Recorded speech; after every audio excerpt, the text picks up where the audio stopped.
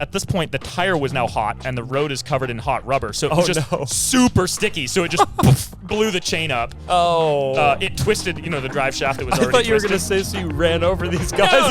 No. Welcome to the Sent and Bent podcast. The guys just got back from Sturgis. I unfortunately wasn't able to go. So in this episode, they're going to catch me up on the shenanigans, and I'll catch you up on the shenanigans that happened here while you were gone. So it's perfect. Nice. Yeah, it was quite a trip. I mean, the shenanigans started before we even got to Sturgis, really, because we wanted to drive the chopper to Sturgis, but it's not actually street legal yet. And as it turned out, it had a few overheating problems, which later turned out to just be like air pocket, improper bleeding situation, and the radiator being packed full of mud. But had we tried to drive it all the way, it probably wouldn't have gone well. But so yeah, we threw everything on the trailer after the first. We just drove the chopper and the solo car the first like 10-15 miles till we got to the highway, and then loaded them up. But yeah, the trip there was pretty uneventful. Yeah, we decided we have to ride there next year, though. Like if we go again, like this is what we decided on the way home. If we go next year, we have to ride, and if we're not riding, we can't go. Like it's like a either one. Like if we're not riding something all the way there, then we still need going. Somebody to pull a trailer with stuff. And, well, right. Yeah, but so there'd be a backup vehicle, but like whether we have the rotary trike or whether I finally build a bike or just something. Oh, yeah. We Is that just to there. add to the challenge, or did you just feel lame? Yeah, having both. not ridden there. Both. Yeah, that's what the cool folks do. The cool folks ride there no matter where they're from. A lot of them do like these crazy routes to get there just for kicks and giggles. But yeah, it's also to like add to the challenge, and it's always fun driving inappropriate vehicles long distances. Yeah. So I'd ride a Grom to Sturgis from here. yeah, and that was like the first thing when we got there. There was two girls and a guy just ripping wheelies all over the place on Groms. They made me want a Grom. I understand. Yeah. Groms are the ultimate swindle machine, man. They really are. Yeah, you put those pegs on them and just Yeah, they had the like stunt bars and stuff. Yeah. That was fun. Of all of Instagram, and my entire Instagram feed is just people doing wheelies and the occasional 3D printed thing now. Mm-hmm. But the people that by far and away look like they're having the most fun and getting arrested the least are on Groms. Mm. So I think makes sense. the fun to endangerment trouble ratio is very high. Well, they're also so easy to bail off of. Like, these girls were crashing a lot. Yeah, And they were just push it to the smiling like, side. oh, haha, and they lift the bike up, and it looked great. Yeah, it's like if you've seen a BMX competition, like you just kind of huck it away and then you roll on the ground and you're kind of okay. Yep. Mm-hmm. Like big heavy bikes, you can't really do that. Not as easily. Well, also you're probably going like 80 or 100 miles an hour instead of like 35. So there's that too. Yeah. But another funny thing on the way there, we didn't stop. I think the only time we stopped at a gas station and didn't have a crowd of people wanting to talk about the chopper was at like 4:00 in the morning. There was one gas station stop on the whole trip that didn't involve everybody being like, whoa, what is this thing? Or, hey, it's grind hard. Like it was. Yeah. The amount of times I had to say KTM 1190. Oh my gosh. Sturgis. You know how if you sit around and say words like repeatedly over and over again, they stop sounding like words? Yeah. That happened to all of us with KTM 1190 because every single person wanted to know what the engine was. Yeah, for sure. Why wouldn't you? There was really only a few people that were upset by it being a KTM too. Like there was a lot of people like, why didn't you use a Harley engine? It's like, well, we had this laying around. Yeah. Yeah. There was less of that than I might have thought. But yeah. Is it like 90% Harleys, at or least, are there a lot at of least Hondas? 90%. Maybe more. It's probably more like 95 to 98% Really? Harleys. It's Wow. all Harleys. Are there other bike rallies that are more Yes. all kinds of bikes? Oh, absolutely. Sturgis has just always been, I mean, I don't know all the history, but as far as I do know, it's always been heavily Harley based. Yeah. Have you seen that meme where it's like, brother, brother, brother? That's Sturgis. I don't think I've seen that meme. I gotta show you but that. It sounds It's just like really a super nice. exaggerated tone of voice of somebody being like, brother. And everybody, but there was also a lot of people actually saying that in that tone of voice from that meme at Sturgis. So. Oh, really? Like Yeah, not taking themselves No, they too were not taking seriously? themselves seriously. Yeah. Okay. I mean, yeah, it was. I think at a certain point you kind of just can't take yourself too seriously. Well, and I think a lot of people there, based on just age and stuff, a lot of people there have probably been going, or like they went as a kid, or not a kid, as like a young adult, because like the age group there was like largely, the majority had to be 50 and over, the majority of people there by far. And so I think a lot of people are, they're maybe retired now or semi-retired, and they can finally like afford to go do things or whatever, and so they're going back to Sturgis to like relive the glory days, and you can tell too by the music choices too, because a lot of the bands are like either really old or cover bands of older bands. So it's like it makes sense. It was interesting too, because there's a lot of talk about how next year is going to be a big year for Sturgis because it's the 85th year. But there's also a lot of talk about how do we get younger people to come. Yeah, right. There was not a lot of young people there. No, a lot of people are getting older, and and so as the audience ages, they're trying to figure out how to get younger people excited about it. So. Yeah, I've seen more and more young people in town on motorcycles. I know that it's summer, so it's like that's the time that you do that. We in North Idaho, it's like if you want to ride, you have a window and you just ride your heart out during that window, I think is the way it is. But even more than previous years, I'd say I've seen more and more young people on motorcycles. Right. Especially like going around the beach and cruising on the bridge and stuff. And I think that's cool because motorcycle culture is like one of the cooler things out there. And for sure, I think in general, not just Sturgis, in general, like a lot of the people making motorcycles and motorcycle brands are like, how do we get the young people into this stuff? Well, and I think Sturgis is just a little more exaggerated because younger people are less into Harleys. They're more into, Groms or crotch rockets or dirt bikes and stuff like that. Like that's more of the younger crowd. And so like, I mean, obviously there's plenty of young people that are into Harleys, but I think that, by percentage, it's definitely less. I don't know if it's just what my algorithm shows me, but I feel like dirt bikes are really popular right now. I don't know. I mean, yeah, probably. It's hard to say because, like, it's like everything I see is people on dirt bikes, but like everybody's internet is different. Yeah, like, everyone's internet is whatever they're into. Yep. What surprises me is that people are still pushing dirt biking further. Like people are doing bigger whips stunts, than ever, and more flips than ever, and like it's just astounding because you would have thought it would peak. They had a massive ramp set up there one night in the middle of the like amphitheater at the Buffalo Chip. Oh, and an freestyle? airbag. Yeah. Oh yeah, freestyle. Like it wasn't like super high end freestyle. Like obviously, it was at camp in the middle of everything else mixed in with other stuff. It wasn't a whole show. It was just two guys. Yeah. But it was a massive. Well, they also had ramp. a guy on a tightrope walking over everything. Yeah. Too, so the ramp, no tether. There was a dude on a tightrope. Really? Yeah. He had the whole balancy pole and everything. But yeah. So that was set up like here's the motorcycle ramp, and his was just over the edge of it, so they went right underneath the tightrope. No way. And then launched over into the airbag. Man, I can't believe I couldn't go. This sounds awesome. Yeah. You have to go. And we next haven't year. even gotten into the fun of like the camp that we were at. So Camp Zero is kind of loosely part of Buffalo Chip. And the story that I was told, which makes sense as a story you'd want to tell if you owned that campground. But the story is that like when Sturgis started getting big many years ago, people started getting kicked out of the town of Sturgis. Like it used to just be everybody rode to the town and then camped at wherever they could camp or whatever. But people started getting kicked out of town for being rowdy or whatever. And so they went down the road to the nearest like large field, cut the fence, and then just started partying in this giant field. And that became Buffalo Chip. Supposedly. I mean, I was told that story with a grain of salt. So listen to it with 2 grains of salt. But anyway, so that's where we were. But anyway, yeah. So Camp Zero is like a little side shoot off of that. And that's where we were camped out. And it was definitely the place to be because it was like half the people there also go to the gambler events. And like everybody there had mini bikes and they just had tons of fun events there. There was like a big field. And so they did like dirt drags with Harleys. We did barrel racing with Harleys. That's cool. I participated with the chopper in both of those, the barrel racing and the drags. You actually were one of the better ones too. On the barrel racing? Yeah. I mean, I yeah. had dirt tires. Everybody else was on street tires, so they were sliding all over the place. But turning probably wasn't. Right.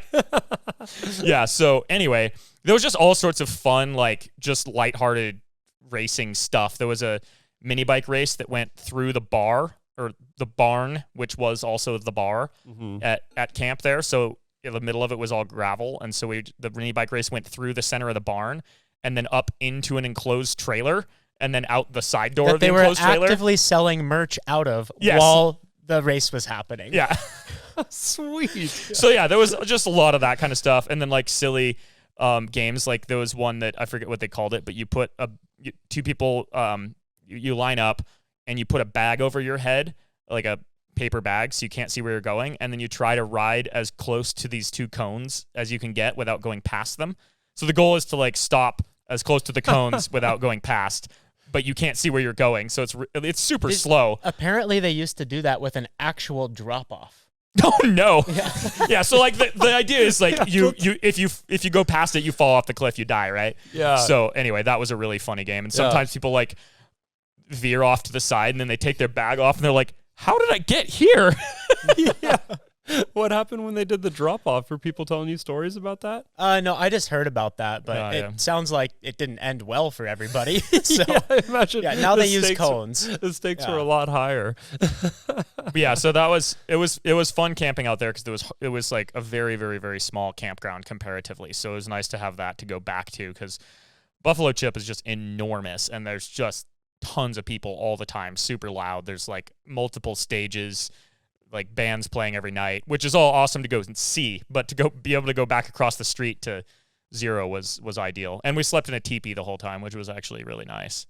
Nice. I've never camped in a teepee before, but it was quite luxurious compared to some of our shenanigans. Yeah, I didn't really know what to expect, and like on grind hard trips, often I just show up with a sleeping bag, and I'm like, maybe I'll sleep on a limo tonight. I don't know. Maybe I'll sleep in a field, and then having that shelter was great. Although one night it started raining, and we couldn't like close up the top. And of course, I had the air mattress in the middle, so like I got kind of wet that night. Yeah, and his air mattress mine also deflated, but there were 3 air mattresses. Sean lucked out and got the one that was perfect the whole time. Nice. Steven and I had to reinflate every night. His was like one of the normal thickness ones, so he ended up on the ground.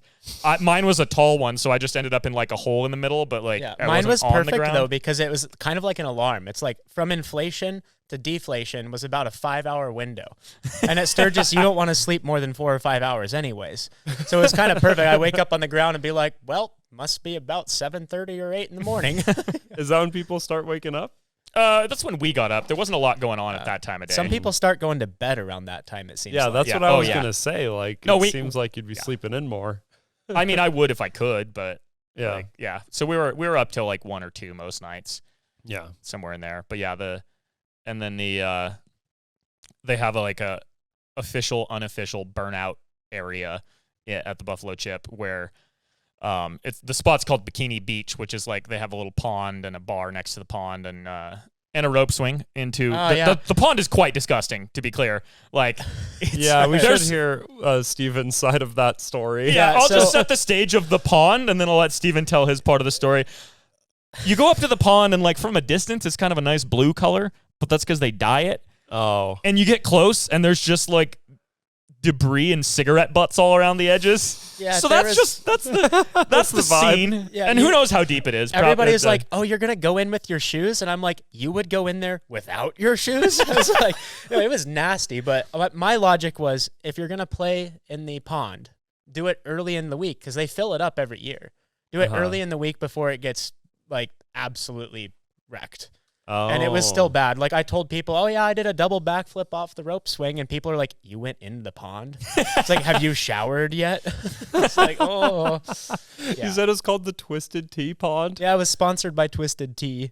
Yeah. Yeah. There was like signs. Some Twisted Tea in there. No, it wasn't. No, but I mean, there probably is all sorts of Was it like mystery. A contest or anything, or was it just? No. You Well, just they have wanted a to belly send it? flop contest every day, but we were always busy. I wanted to Oh. go show those guys how to belly flop, but Yeah. no, we just went in there at night and just played around on the rope swing. It was fun. He started something though. A couple other people went in after him. Yeah, and then I tried to climb the rope because I determined that it was deep enough to jump off the platform the rope hung from. But it was so slippery I couldn't get up the rope. So then I got stuck out there, and I was just shouting out like, "Give me a push!" because they have this big like hook pull the you rope can in. pull the Push the rope in rope. with. So this girl comes up there and she like finally gets a hold of me with this hook and then shoved me out, and I realized I wasn't out far enough for the deep part, so I just had to kind of belly flop. So you would have won the belly flop contest. You just climb halfway up and belly flop into exactly. the pond. Yeah, no, that was good fun. I wish the was. water was cleaner because I would have been there every day. It was really hot. This episode of Sent and Bent is brought to you by the coolest sponsor ever, Onyx Off-Road. If you haven't seen the new features on the app, it's really astounding. They have recency imagery, which will show you recent images of the trail you want to ride on, so you can see if there's snow, if a forest fire just ripped through there. You can see if like, okay, like, is this trail going to be rideable now? Like, you know? Which is important information when you're doing things like, driving a limousine on off-road trails, or taking a 6x6K truck up some waterfalls. You got to know how much water is in this waterfall. Yeah, exactly. And with Onyx Off-Road, you can know those things. Yeah, you'll know if it's over the doors of your Changli or not. Yeah, it's really, really useful. And honestly, I think Onyx Off-Road should have like a places you can't even walk feature. Yeah, they should. They should have a trail rating that's places you can't even walk. If a Changli could do it or not. What if we get Onyx Off-Road to have a Changli feature? Like, it's like an achievement the little can get. the little graphics where it's like, dirt. They have like a little graphic for like dirt bikes and 4x4s and like which types of. And then there should be a graphic for Changli, and it should just say places you can't even walk. Yeah, they just get a Changli, weld the diff, and then if a Changli can or can't do it is part of the notes of the trail. That way you know if you can walk it or not. We'll suggest that as a future feature. But another feature that they have now that still every person I meet, I tell them about it, because the Elite Pro deals are so good, and they have every off-road brand you can imagine. And obviously, if you're the kind of person that wants Onyx Off-Road, you want these deals on this stuff. But like every brand that you can think of, like wheel brands, light bar brands. I mean, I think they even have Fox suspension, which is like, a very exciting thing. Yeah. If you're like me and love suspension. Yeah. The amount of money you can save on Elite Pro deals, like if you buy something for your truck every once in a while, probably more than the Elite membership. Like, you're going to save money while having access to all of the Elite features. So if you want to check it out, the link is in our show notes. It supports us a lot when you click that link and download it. Even the free version supports us a lot, so you should definitely do it. We know you're probably on your phone right now, so just do it. Unless you're driving, in which case wait till you're done driving and then check out Onyx Off-Road. There you go. Oh yeah, it was the first couple days were brutally hot. The rest of it was actually not too bad. It was like tolerably warm. But yeah, so anyway, right next to all of those shenanigans is where the burnouts happen, and basically every night after the concert ends, roughly, or maybe before the concert ends, depending on how excited everybody is about said concert, random people just start showing up in this area and doing burnouts on their Harleys, and then it just turns into a whole everybody comes and shows up and spectates. But it's in the middle of the road too. It's and an intersection. They had it shut down some years because the crowd would get too excited, and like people would just be trying to actually go to their camps through this crowd. They wouldn't let them pass unless they did a wheelie or a burnout. So there's these old guys like in golf carts, and then pretty soon half the crowd is jumping on the back of their golf carts, forcing them to wheelie through the crowd. So apparently they put an end to that because people are getting upset about it. So this is a public road. Well, not public. It's inside the campground. No, but it's a main road to access like areas of the campsite, and it just gets closed down from the Burnout boys. Yeah. So the story goes that like a few years ago, a group of people just showed up and started doing that, and it got super rowdy, and that's when there was the wheelies and the you don't get to go through unless you do a burnout situation. But now they've realized that it's something that like a lot of people want to see and really enjoy, so they kind of like bring people there. Like, it was the same group of guys every night doing the burnouts, or starting it anyway. Other people would join in, so they kind of like encourage it now, but they encourage it in like a semi-controlled way so that people can still enjoy it without getting, because like imagine you're like 70 years old, you've been coming to Sturgis for the last 40 years, and then you just get forced to do a burnout on your bike that you maybe rode 2,000 miles on and can't afford a new tire for. Yeah. And you're forced to, like, that's not good. So yeah, it's cool sure. it's cool that they decided to like encourage it in a more controllable way. Yeah, it's though, like it's a lot of fun. sanctioned but unsanctioned at the same time. Sanctioned chaos. Yeah. I think the more you try to control chaos like that, the more chaotic it gets because people rebel even more, you know? That wasn't the experience there at all. It was actually quite controlled. Like, it was pretty... Yeah, but they let it happen. I'm saying if they were like, if they tried to stop we're it, not doing this anymore, then people would just go take find over. it. Yeah, right. For sure. Yeah. Or they'd find somewhere different to do it, like an actual public road or something. Right, which would be worse. Yeah, for sure. But yeah, it was It was a good time. Yeah, Nice. I started going in there like because we went almost every night because that's like what happens after the concerts. I started going with just a pocket full of earplugs and handing them out. People loved it because it's intense. Like, Oh yeah, it's so just Harleys, like 5 Harleys on the rev limiter at the same time, just ring ding ding ding ding ding ding ding ding ding ding, with zero muffling. Nice. yeah, it was wild. Even with the earplugs, it was wild. Oh, it was super loud. I was glad I had get- glasses too, because like one of my pairs of glasses got ruined from the amount of rubber debris, and like Yeah, I had bet. burns. Like one night I was there with a jacket that was unzipped because it was pretty hot. I still have burns in my stomach From hot like, rubber. Hot rubber. Some of that being probably Ethan's rubber. He I probably don't- wasn't right no. behind me on that one. No, I got behind you a few times. Yeah, Yeah, but I don't know. the- Yeah. So you brought the chopper into these yeah, pits. the was that was the second night I think that we Did took people the just chopper out there. lose their mind? Oh, absolutely. So like it's normally this whole intersection is wide open and people are all the way out at the edges, right? Uh-huh. And so they all just kind of stand there and everybody does donuts and stuff. So I rolled in the chopper and it just was like the opposite of the Red Sea parting. Like I just went in and it was just right down to a single aisle, like people all the way up to the chopper. It's just a huge crowd. It was hard to film. People were so excited. They were like pushing me out of the way to get closer to yeah. it. And so I rolled up and the chopper's rather hard to do a burnout because it's just like it has so much traction, it just shoves the front tire forward. Yeah. Even if you lock it up. So, but being that it was a place where everybody had been doing burnouts for 2 nights, the ground was super sticky. So I rolled in with the front tire onto the sticky part and tried to keep the back tire on where it was like less rubber. Yeah. And it worked out just perfectly that one time. Because once And you get it going, you're good. Exactly. So I got it going. I shifted up into second while doing the burnout, and then it was just roasting the rear tire. Nice. And people were just losing their minds. So, and then, I didn't do it for too long because I didn't want to that was when I was still having overheating issues. So I didn't want to just spew water everywhere. But yeah. and I didn't want to roast off $1,000 tire. Like these guys are dealing with like $60 motorcycle tires. Yeah. We've got a $1,000 46-inch truck Are they tire. $1,000? Yeah, give or take.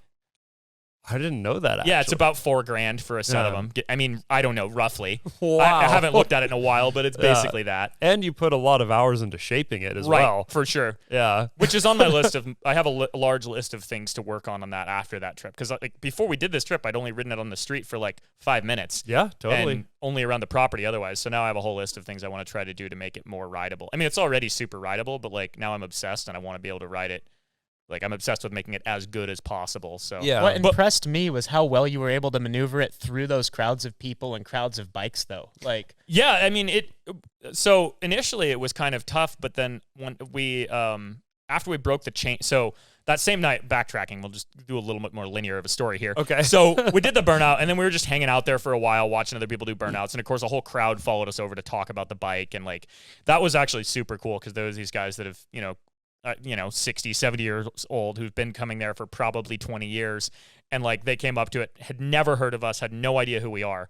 And like saw just due to the bike, they're like, this is the coolest bike I've ever seen at Sturgis. And I was like, that means a lot coming from somebody who's like super in the bike culture. Like it's one thing when people watch our stuff or like see it out in like Sandpoint. And it's like, we don't have a lot of that here. Yeah. It's one thing for those people to be like, wow, that's super cool. But like for somebody who's been in bike culture for probably their whole lives and is into Harleys and stuff to come up to this weird thing that I built and be like, that's the coolest bike at Sturgis. I was like, that's awesome. there was also a lot of people who hadn't heard of us or hadn't seen the bike who were coming up, like when we had the bike at the merch booth or other places, and they're like, oh, is it rideable? And then There was you'd a lot show of that, them, yeah. like I'd show them the clips of you hill climbing it. Yeah.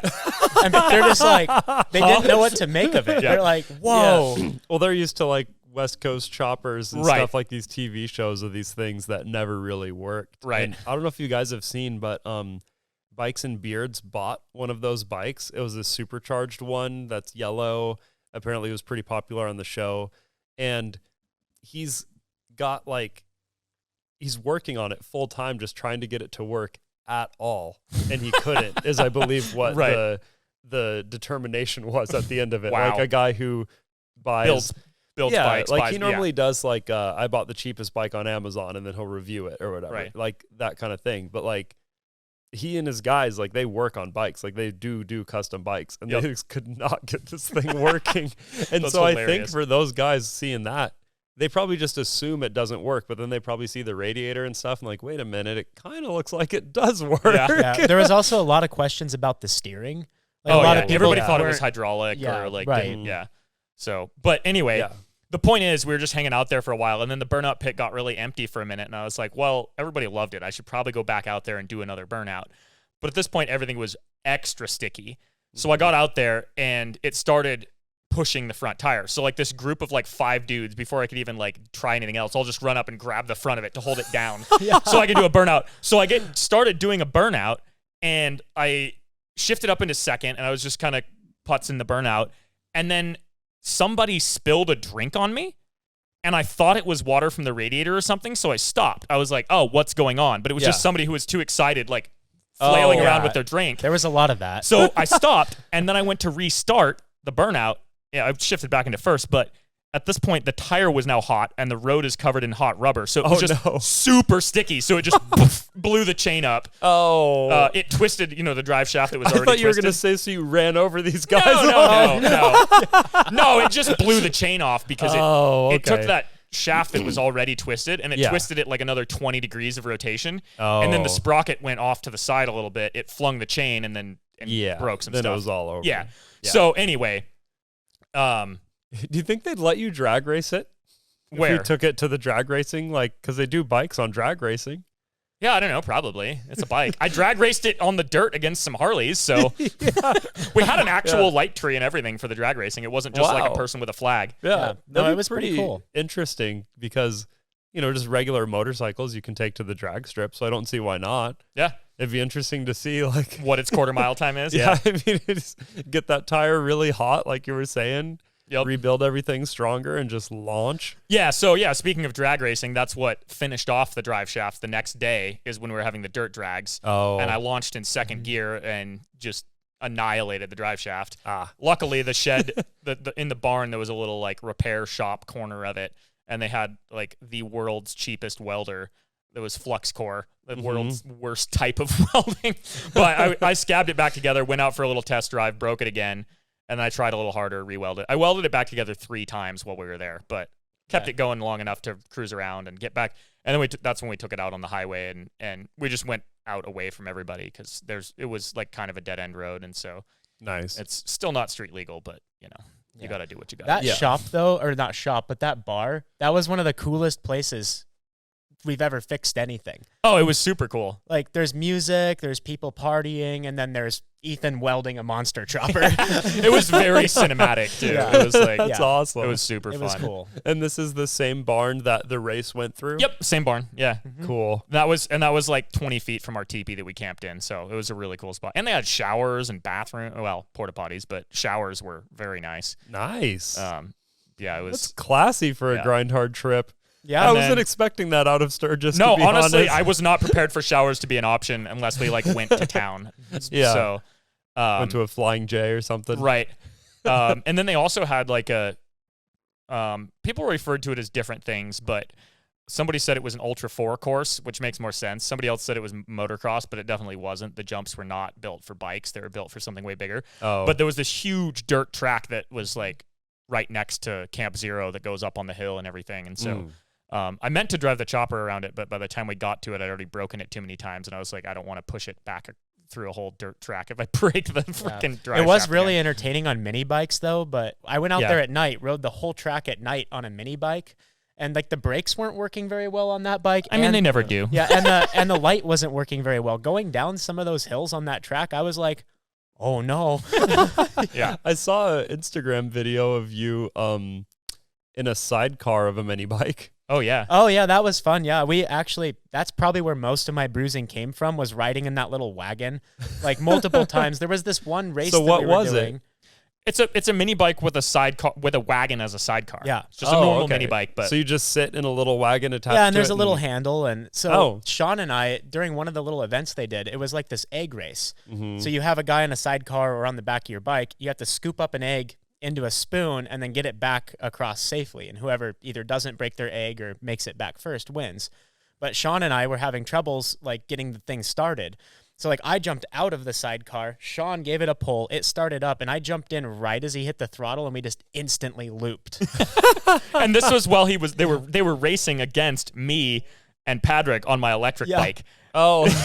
So they were trying to beat us, and then they just looped it. I asked so many people, but no one has it on camera because whoever was filming for us like was focused on us because we were ahead. Yeah. So like we're just on the ground like trying to get. But then later on, I was riding it with Timmy built that, right? Yeah, that was Timmy. Yeah, from Martian Machines. But yeah, he built that bike, and I was riding it with him through the bar and through that merch booth and stuff, and we came out and didn't hit the ramp right. Front tire went off the ramp, and I just went over the bar. Like Sean has this really funny picture of me like tumbling out of that bike. So yeah, all of my damage came from riding in a little wagon. Yeah, the only damage I took was also in the mini bike races through that trailer because I was just on a normal mini bike, but I passed a guy. So there was 3 of us racing at a time, and I got into first place for like 5 seconds, and then I overcooked the corner coming out of the bar, and then he passed me into the trailer. So I was trying to pass him inside of the merch trailer. And then I had the same sort of situation. I came out the door wrong and just like tumbled out of there. But other than that, like I came out entirely unscathed. Nice. So that was good. Nice. Yeah. All my road rash is from other people. Like, Oh yeah, like when running Sean into rashed into it. Yeah. Sean whiskey throttled the e-bike right into Steven. Yeah, Oh, like no. into my leg and arm at the same time. I don't know if the cameras can see. It's healing up. It was pretty mild, but I was still like, darn it. Did Harley ever make a mini bike? Like any kind of Grom size type device? I don't know if they did, but they did make golf carts. Oh, yeah, the And 3-wheeled golf We carts. speculate that that's purely because of Sturgis, because there's so many golf carts cruising around there. Should we bring ours next year? Oh, our R1 golf cart? Yeah. I mean, probably. Like, we should take pretty much whatever we could take I mean, there. if there's an Ultra 4 course there. Yeah. Oh, it would be fun on that course. Once we get we front rebuild brakes, the frame and get front brakes and fix the steering and just hit a Ultra 4 course on an R1 long travel golf cart. Yep. That'd be sick. I mean, I hit that course on the Seaboys R6 dirt tired R6. Mm-hmm. That was a lot of fun. Nice. And there's a legit hill climb there too. Like, Nice. actually, it's not crazy difficult, obviously, because I hopped on an R6 and did it. But do they have is- 450 forks on that thing, or did they? no, it's totally stock. It's just a Oh. stock R6 with The dirt tires. That's Oh, okay. that's all it is. How did it feel? It was fun. It was a lot of fun. I mean, I bottomed out the suspension like 20 times, but Yeah. you know, it's an R6. I jumped the crap out of it too. Yeah, you were hitting some of those jumps way harder than I Yeah. thought you were going to. But yeah, the hill climb, it's cool though, because like I feel like now that we know what we know about Sturgis and Buffalo Chip, if we go again, we could be a lot more a part of it. Like, we know enough people there to be able to be like, hey, what if we do this for an event? Like, we could go set up our own event there. So yeah. like, we could potentially, I mean, assuming we can get all the right permissions. I'm not, obviously that's not guaranteed, but like, for example, we could do a hill climb event with like weird machines, like mini bike hill climbing or street bike hill climbing or something like that. There's just a lot of cool stuff we could do. If we came up with a good idea for an event, they would totally have to let us do that. So yeah. That's actually one of the questions from the Premium Members Club today was about hosting our own event. Nice. So well, I mean, we've talked about it many times. Yeah, exactly. Yeah. Bottle rocket holster. I got to put on my glasses. Have you guys considered putting on your own event and inviting other YouTubers? That's the part that I was thinking as you were talking about this. Mhm. Like, we could also invite other YouTubers to meet us there and do For sure. like a hill climb type situation. Yeah, because I mean, that's when I did the hill climb, was when we met up with Seaboys, and like they were even less in the loop with Sturgis than we were. They just showed up there, camped at a random campground, and just rode around, which is probably all we would have done if the people from Camp Zero hadn't reached out. But like, it'd be super cool to do that intentionally, because they showed up and they're like, whoa, we didn't even know this was here, you know? And so, and they have that whole field, like there's all sorts of events we could do. And that'd be super cool to like team up with a bunch of other YouTubers and do an event at a bigger event. Like, because Sturgis is already happening. There's already 500,000 people there. It's easier to get people out there than it is here, because they're already and it's going more there. centralized Exactly. as far as the states go. Like, people from the East Coast could go without, And somebody who's like on the fence about going to Sturgis, but also watches us, might be like, oh, two birds, one stone. I can see both. Yeah. Or the other way around too. It could be somebody who's like wants to come to our event, but is like, well, I live in freaking Nebraska or something. I can't drive all the way to Idaho. And then they're like, oh, I've always wanted to go to Sturgis. So yeah, I mean, something like that could be super cool. Maybe the LS Humvee will be our support vehicle next year. I sure hope so. That'd be so sick. That would be cool. Yeah. It is nice to have a vehicle that's totally reliable with air conditioning and music for the drive out there, but I'm very down to drive the Humvee also. Oh, yeah. Well, we could wear headphones. Yeah, exactly. And roll the window down or take the door off. The window. We don't even have windows. Well, I guess, we haven't done the configuration. We haven't dropped the windshield forward. They do that like Old Willie's Jeeps, right? Yeah, although that one we'd have to just remove it entirely because the tall air intake is in the way. You couldn't just flop it down. Oh, interesting. Yeah. Yeah. I was... The other one we could do it with, though, because it's got the short intake. Okay. But cool. Anyway, yeah. Also, we talked to Graham at GoFast, and he's super excited to build a gigantic camper for that thing. Okay. So that'll be fun. That'll look Sweet. sick on there. Because we That'll could be sleep so like sick. 8 people up there. Yeah, we have half the people in there, half the people in the teepee. Yep. I Yeah. wonder how many groms you could fit in the back of that thing. We'd be At least locked and 4, I loaded. would think. At least probably 4. Nice. We should have Groms next year. Yeah, we got to At least figure out one a or way. two. Well, Groms that we we just can- need. Well, that's another big thing we learned is bring lots of little swindly vehicles because there's a lot of like putzing around camp back and forth. You go over there, see the music, come back. Like it's just great to have a bunch of weird little vehicles to putz around on. So I like, was yeah. sad we didn't bring the Dreamboat. I was like, at first it was a joke. I'm like, I'm not going to bring this little swindly scooter to Sturgis. But now I'm like serious about bringing that swindle scooter. Especially we could put it on knobbies and make it kind of cool. Yeah, I'd try the hill climb in it. Yeah, for It would sure. definitely not have the power, but it it'd would be not. hilarious to watch. Exactly. Yeah. Yeah. I mean, I got up a pretty gnarly one in this. I guess people don't know what the Dreamboat is yet. You guys will know about the Dreamboat, but it's a 150 Matrix scooter. Yep. And it's... I kind of love it way more than I should. And Steven and I took scooters up a really gnarly dirt bike trail to this lake. So that's a future episode coming up. I've actually thought about just putting that out this Wednesday. Oh, nice. Just getting it out there for the people, Mm-hmm. which I don't know when this podcast will come out, but Yeah. probably before that. Nice. Yeah. We can switch to some let's do questions we didn't get to on the last one. For sure. Let's do some questions. Barry asked us how long it takes to film and edit a build video.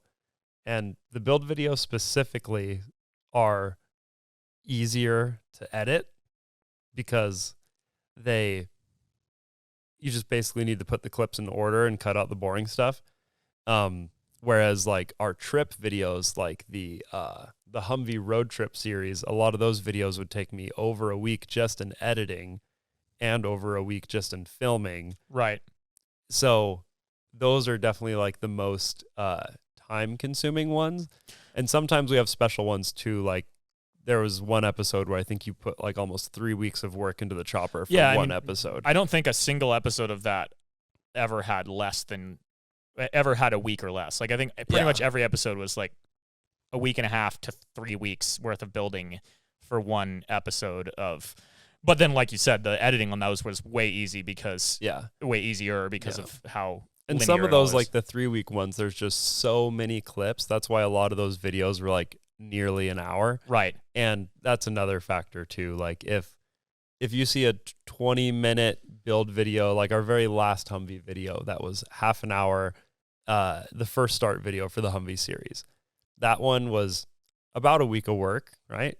Yeah, give or take. I know you're working on other stuff yeah, too, it was but back and forth, but we'll just say it was a week of work. Yeah, and I edited that one in 2.5 days. So that is like an example of an easy video, whereas the Humvee road trip series, I'm sure the Sturgis video too. Yeah, the Sturgis video is going to be gnarly. There's a lot of footage. Yeah, because you were gone how many days filming?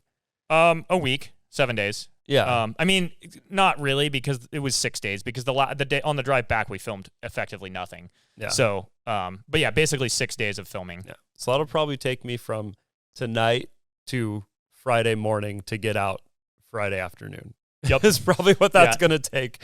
So I'm going to try to do it faster so I could be up here. But yeah, that's another reason why I haven't been in the videos very much. Like the last quite a while is just because our videos have gotten longer, Right. and that's been more editing. Yeah. So It's just math. yeah, Very, very simple math. yeah, More minutes equals more minutes of editing time. yeah, but you could do it a lot faster. Like, we shoot everything in 4K. Right. We have motion time lapses that you need to render out frame for frame. All of our stuff that has like multiple GoPro angles, for example, it's more time for everything. It's more time to shoot, and it's more time to like import all the footage and organize it. And that's just kind of the way it is. But that's, at least for me, the part that I like the most. I'm like, how high quality of a production can we do every week? Right. Yeah. And- I mean, and that's like the same thing for what I, with building. Like, if I'm not doing a better job than the last time I did it, like, I'm not interested. Yeah. It's kind of the same thing for you with Yeah. editing as it is for me with Yeah. building. Like, I've been so really it's- into like the ND filters on the GoPros recently to try to get like more motion blur. And like, I've been Yeah. taking the GoPros home at the weekends and like trying different settings and stuff, trying to really lock it in and getting somewhere. But GoPros, it seems like with the ND filters, if it's not like super sunny out, the colors get off. Huh. Like, it's not right. Well, So- the one of the guys that was filming with the Sea Boys, I don't remember his name because I've never met him before, and we met too many people that week. But oh, their new filmer? yeah, whatever. Dalton. What's that? Dalton. Yeah, Blonde? that guy. Yep. Yeah. Anyway, he saw the NDs on ours, and he was like, "Dude, I've been trying to get them on this for months. Like, this is sick." It makes such a Yeah. big difference. Yeah. Yeah. And they're pretty inexpensive. I've got another pair that I'm experimenting with, but anyways, I Yeah. don't know if the people really care about that. About ND filters on GoPros? No, probably but not. it's pretty cheap, and if you're filming with a GoPro, just cop one on Amazon and it'll make it look more real. So yeah. Worries None says, where do you guys get inspiration for the builds? Is it all just spontaneously giving things a try and seeing what happens? Pops up on Marketplace. What would be your recommendations for good entryways into building stuff like the Power Wheels? That's a good question. Yeah, I like that. I mean, inspiration for the builds is like, it's all over the place. I mean, we had just a random conversation driving through a tiny town in Montana on the way to Sturgis led to me coming up with a new build idea that's like probably quite a bit more absurd than the monster chopper. So that was just because we drove past a tractor on the side of the road, and Sean was like, "Oh, you should build a bike with those tires next." And then I thought about it and like went 3 different directions and a few steps removed, and then came up with a really cool idea. Definitely But quite a bit more ridiculous than Yeah, the monster yeah, yeah. chopper. I've been I haven't heard this one. I've been yet. building it in my head over the weekend and stuff. It's been it's gonna be interesting. But Okay.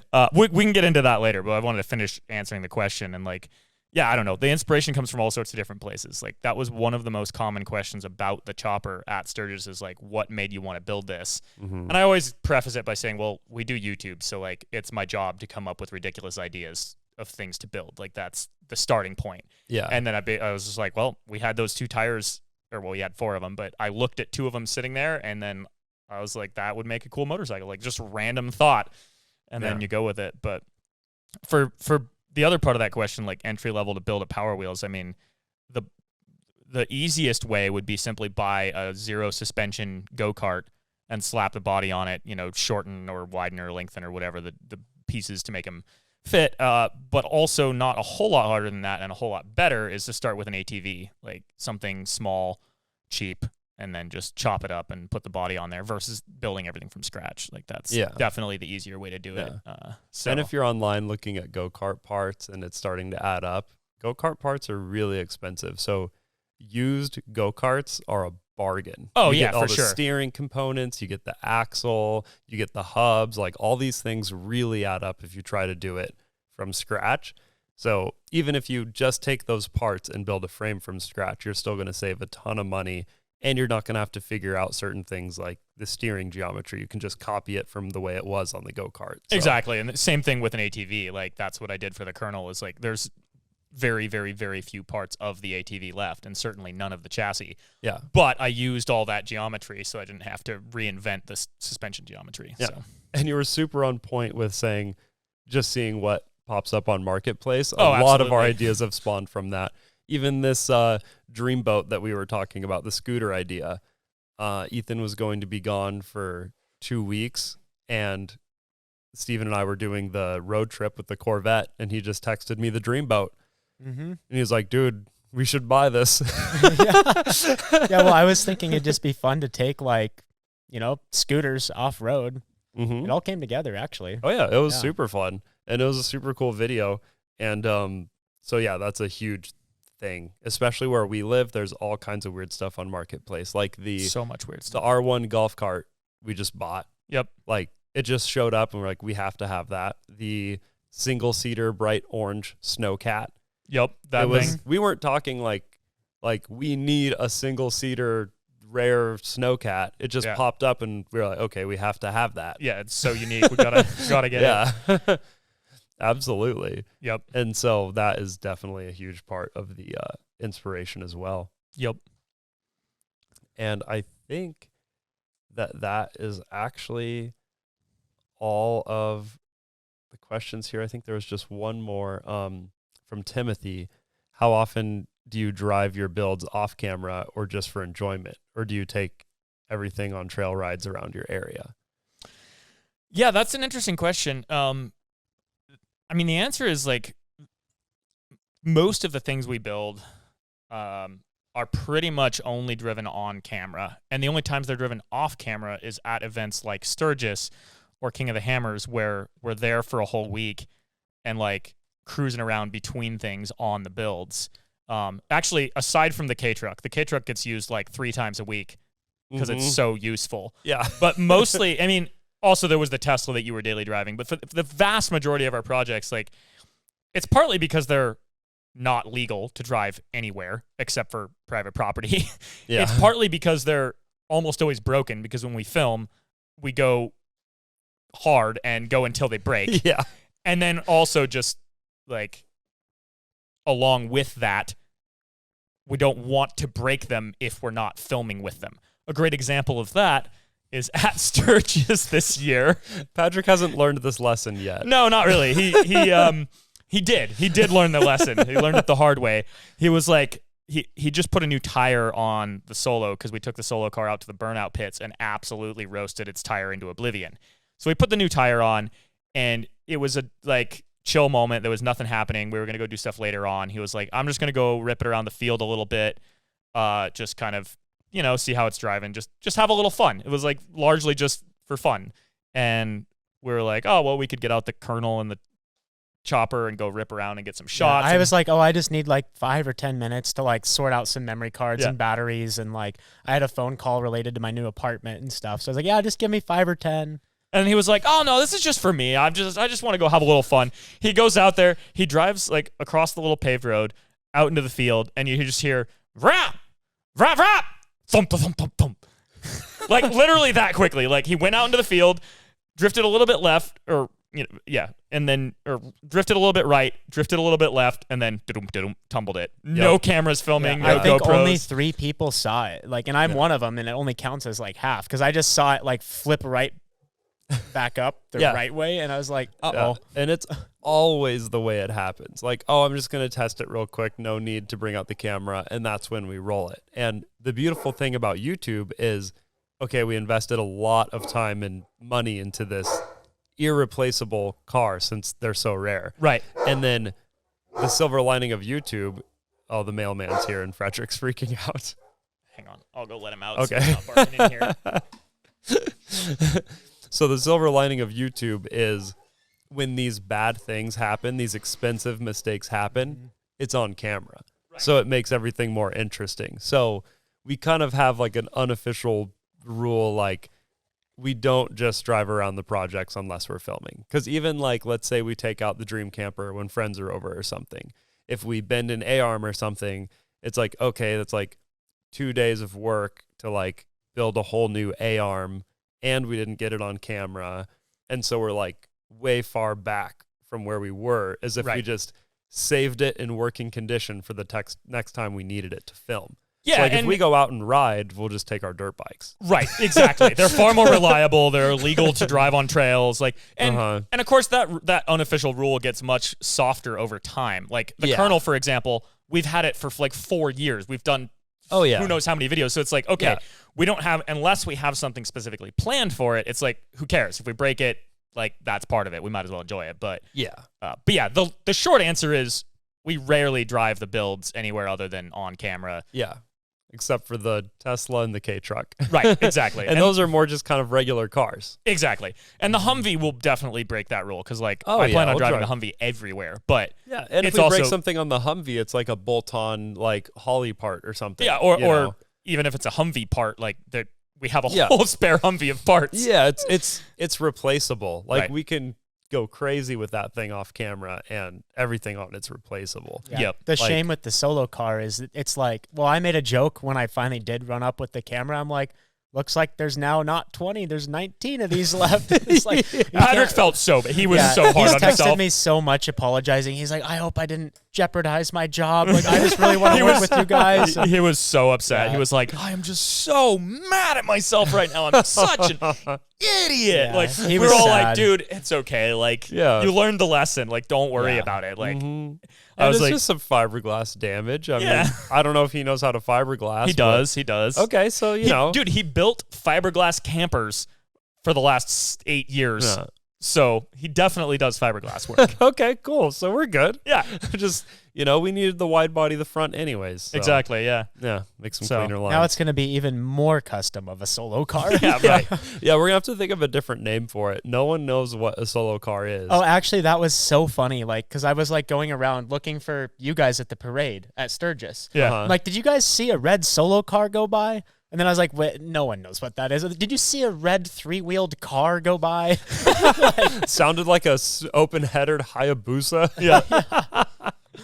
But actually, I was kind of surprised. People loved that car there. Like, they definitely didn't at first. Like, people saw it and they were like, huh? What is that? But then they saw it do a burnout. Exactly. And they loved it. Like, in the burnout pits, it was way more popular than the Harleys. Because everybody's seen a Harley do a burnout every single night. So you bring anything else there, and it's a hit. Like, I really wanted to, I mean, if we hadn't been getting up super early the next morning, I wanted to take the Seaboys R6 in there and just absolutely annihilate a tire. That would be really fun for sure. They were also camped at a totally different campground, so, but. Do we need to sign? What? Oh, hang on. I'll go check. Well, that's the Sent and Bent podcast, guys. We got some mail to pick up, and we got some work to do on the chopper, the Humvee, and the double jet boat. So, yeah, if you want to be a part of the Premium Members Club, it's ad-free for the podcast. And, yeah, that's pretty solid. I'm glad you guys got back in one piece. Oh, and Patrick is okay, by the way. Oh, yeah, we didn't clarify, but, well, he's okay. He texted me, and he's like, man, if my shoulder swelling doesn't go down, I might need to go in. And I just told him, dude, just go in. Like, if something's messed up, you just want to get to healing. Like now, but no one was seriously damaged. No one was seriously damaged. So we'll leave you with that and look we forward. We need wise words with Edwin today. Oh yeah, shoot! You're gonna put me on the spot, man. Oh man, you know what I learned recently? What? Oh, I did something really dumb recently. Why can't I think of what I did? It was really dumb. Oh yeah, so I was trying to describe this to friends that don't live in like an off-road stunt devil universe, and they were like, oh, like, because my neck is still kind of messed up, like, how did you get hurt? And I was like, I was on a dirt bike on a Humvee that went off of a jump.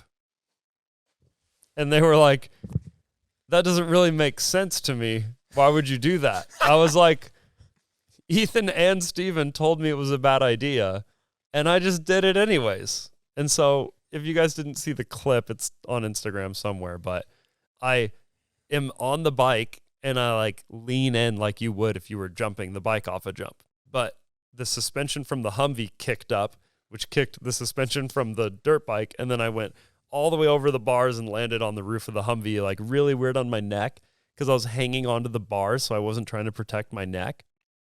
And which is good because I didn't fly in front of the Humvee and get run over to the side of the Humvee and like fall on the ground and get hurt. So I at least, I thought did the best that I could have done in that situation. Yeah. But yeah, my wise words would be just like, if your friends who do super crazy stuff all the time say it's a bad idea, just listen to them for once. At least take it with a grain of salt. That's a really good, that's a good wise words. Yeah. Just listen to them for once. It's like I maybe just got too accustomed to just doing whatever I wanted to do. Mm. And maybe that's not happens. a good place to be. Because, like, we kind of get really encouraged for bad ideas. Like, obviously, taking scooters up a dirt bike trail to a lake in the middle of nowhere without service is also a bad idea. No, that's a really good idea. Let's clarify. But if something bad would have happened, then we would have been like, oh, that's a bad idea. Yeah. Like when you wanted to ride it out to the edge of that thing to take a picture, I was like, I don't know if it's worth the picture. Oh, yeah, I did want to ride it at the end of the cliff. And see, I listened And we to were you. you did listen. That was great. Because we were so close to making it to the lake. Yeah. and I Hang was on, let pretty me tired. just sum this up. The wise words are listen to Safety Steve. Yeah. Yeah. Well, I think there's this thing in poker where if you don't know who, the nice way of saying it would be like the putz is at the table, it's you. Like if you don't know who the idiot at the table is, it's you. Right. Mm-hmm. And if you're the idiot at the table, you need to go find a different table. Yep. That is like the thing in poker. So at Grind Hard, it's like if you're the only one that thinks it's a good idea, It's probably not a good idea. exactly. Yeah. Because you guys are down for some really dumb stuff. So Yep. yeah, listen to your friends. They're probably right. That's my advice. Unless your friends suck. In which case, I don't know. If your friends want to jump off a bridge, check how deep the water is first. There you go. Nice. Good That's a wisdom all good around. summary. Yeah, that's a good summary. Thanks for watching, guys. I hope you learned a lot in the last 20 seconds. Definitely.